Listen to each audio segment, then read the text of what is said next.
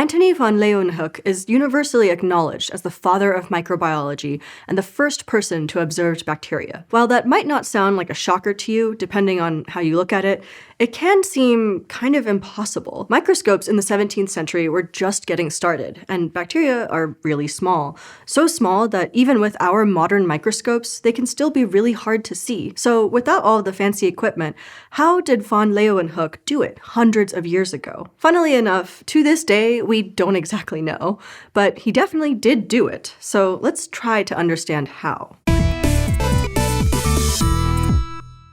Before we can really dive into this mystery, let's chat about microscope science. Don't worry, it won't hurt. So the resolution of a microscope refers to the smallest distance between two objects that you can make out. Not the smallest thing you can see, but how close two things can get to each other until they start looking like they're touching. Only a few of van Leeuwenhoek's microscopes have survived to this day, but the ones we have been able to study have shown a resolution of as small as 1 micrometer.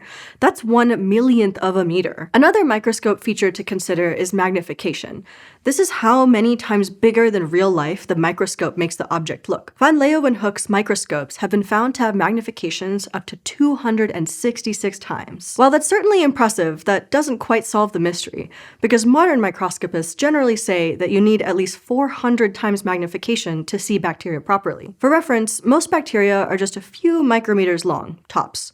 That's bigger than van Leeuwenhoek's resolution, but not by a whole lot. And when you're flirting with the lower limit of what you can see, things can get pretty fuzzy. If it wasn't hard enough that they're so small, bacteria also move around, and they're usually transparent. When things are squiggling around under a microscope, it's hard to keep them in focus. But we know that van Leeuwenhoek was able to observe live bacteria, as well as blood cells, as they moved through capillaries. Not only that, but apparently his setup was so user-friendly that he could have his own interactive exhibit in his home, where visitors could look through his microscope to see the blood circulating in the tail of a live eel. He basically put the eel upside down in water, and then viewers would look at the tail from the side. He also made a version where he'd wrap the fish in wet fabric so it could lay flat under a microscope. I guess eels just have conveniently transparent tails? In fact, he called these versions of his microscopes al-kikker, which can roughly be translated to eel watcher. Van Leeuwenhoek kept his microscopy methods super secret, and to achieve these awesome feats of science way back in the 17th century, many people think that he had to have been up to something that we just don't know about. Pinning down his methods has proven to be as slippery as the fish he was studying. In fact, both his contemporaries and later scientists couldn't pull it off, which honestly made his findings take a bit of a credibility hit. Still, we know for sure that van Leeuwenhoek did discover bacteria. His publications include illustrations where you can see the now classic shapes of bacteria: rod, sphere, and spiral, and even their movement patterns and cilia. And similarly, his illustrations of blood cells reflect what we know them to look like now. He decided to call these animalcules, or little animals, which is very cute, and he was really dedicated to getting good samples. Van Leeuwenhoek would collect samples from his family, friends, himself, including his own poop, and even from strangers on the street. To add to his impressive commitment, van Leeuwenhoek had no formal scientific training, as getting a university education at the time was inaccessible to him.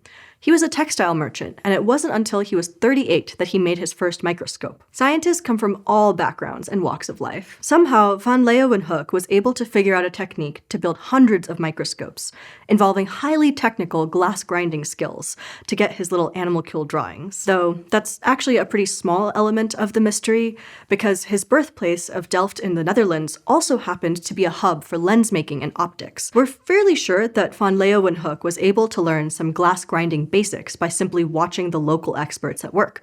And he was in good company, too.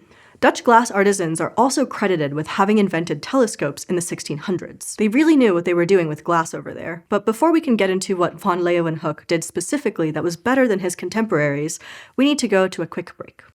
This SciShow video is supported by Rocket Money. Thank you, Rocket Money, for supporting our great science videos and also for helping me personally manage my life. Last year, the engine in my car, kind of exploded. I'm not a mechanic. I don't know what to tell you, but I do know that if I ever want to drive my car again, I need to save up to buy a new engine. And I've been doing that with help from Rocket Money, the personal finance app that allows you to manage subscriptions, lower bills, make a custom budget, and grow your savings all in one place. I am genuinely excited to talk about Rocket Money because I've been a customer for years and I really enjoy the app. Rocket Money helps me budget and keep track of my expenses. come on, my brain does not retain this information, and I'm not going to use a spreadsheet to do that stuff, which is why I think Rocket Money is the best thing for me personally. It auto-categorizes my purchases into rent or groceries or shopping and medical without me having to create a whole system. It also shows me on a calendar when I get paid next and when my bills are due. I'm just a lot more organized now that I use Rocket Money, and I'm telling you about it so you can be too. You can get started with Rocket Money today for free and unlock even more features with premium. Just scan the QR code or click the link in the description.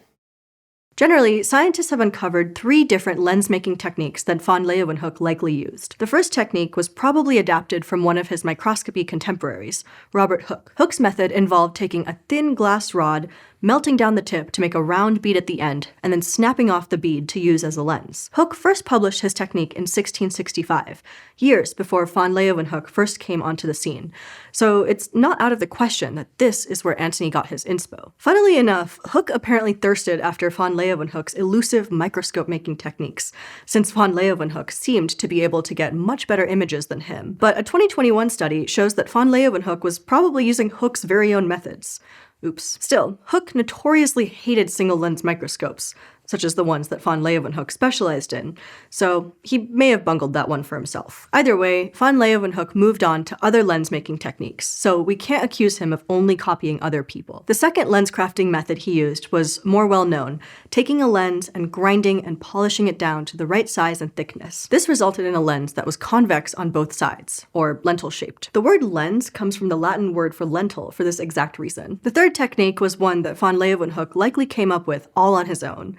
According to a 2021 analysis of some of his surviving microscopes, his highest power lenses might have been made through glass blowing. Instead of being perfectly spherical like Hooke's lenses, or perfectly convex like the ground lenses, van Leeuwenhoek's glass-blown lenses have various curve angles and widths at different points. These lenses are also super smooth, which probably helped van Leeuwenhoek get that extremely high magnification and resolution that he needed. But like all his other methods, van Leeuwenhoek kept the details of his techniques close to the chest.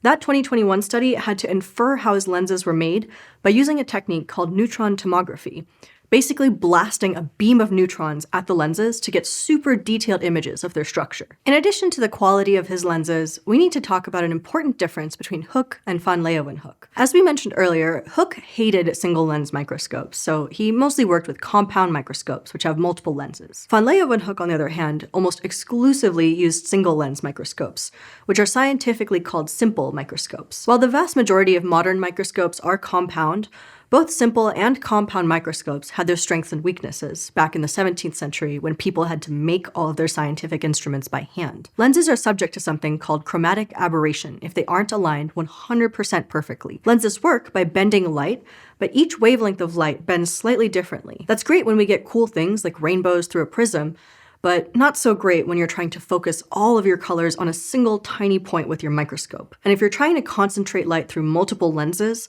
your chance of getting chromatic aberrations is even higher, which means your image doesn't come out as clear. So, this is where having a single-lensed microscope may have come in handy. Even though compound microscopes are generally stronger nowadays, van Leeuwenhoek's simple microscopes were able to get clearer images without all of those aberrations at a higher magnification. Hooke may have only had access to about 50 times magnification, whereas van Leeuwenhoek's surviving instruments go up to 266 times. But remember that 266 times magnification, while impressive, is still not up to that 400 times minimum that you need to generally see bacteria clearly. Most likely, van Leeuwenhoek's innovative spirit didn't stop at lens crafting. He was probably also working with optical lighting techniques that he didn't tell people about. Most of the people around van Leeuwenhoek's time, and even nowadays, were using a lighting method called Darkfield. This is when light is shown onto the sample at an angle that bounces right back into the lens, and anything you see will show up as dark objects on a light background. On the other hand, Darkfield illumination directs the light source to bounce around the sample and reflect away from the lens. So the only light that makes it back up through the microscope lens for the viewer to see is anything that bounces off of the sample itself. So instead of a dark sample showing up on a light background, you see glowy shapes on a dark background. The glowing lines of Darkfield illumination give you much higher contrast than what you typically get with Brightfield, so you actually don't need as strong of a magnification to get a really clear image. Based on how van Leeuwenhoek described his microscopy results, we're almost sure that he must have used Darkfield illumination to get his super clear view of bacteria, though though he might not have needed to use Darkfield to see blood cells, which only need about 40 to 100 times magnification. His description of blood cells suggests that he also looked at them with Darkfield techniques, describing them as sand grains upon a piece of black taffety silk. Still, all of this information had to come about through some serious sleuthing by the scientists that came after van Leeuwenhoek. Aside from actively preventing people from learning his techniques, van Leeuwenhoek wrote in a letter once that he didn't see much use in teaching posterity about his methods, partly because not many students seemed interested in science beyond getting a ton of money and fame. Y'all are getting money and fame from doing research? So it seems that van Leeuwenhoek was able to see bacteria with just him and his single lens microscope against the world, thanks to some pretty innovative lens making and lighting techniques. At the end of the day, Antonie van Leeuwenhoek was able to accomplish something really groundbreaking that is still not easy to do with all of our fancy modern equipment today. And even though hiding your methodology is pretty uncool in the scientific community, there's no doubt that this guy really was the first person to see bacteria, with nothing but sheer dedication to the craft and a boatload of naysayers. So he wouldn't have had so many naysayers if he just shared his methods.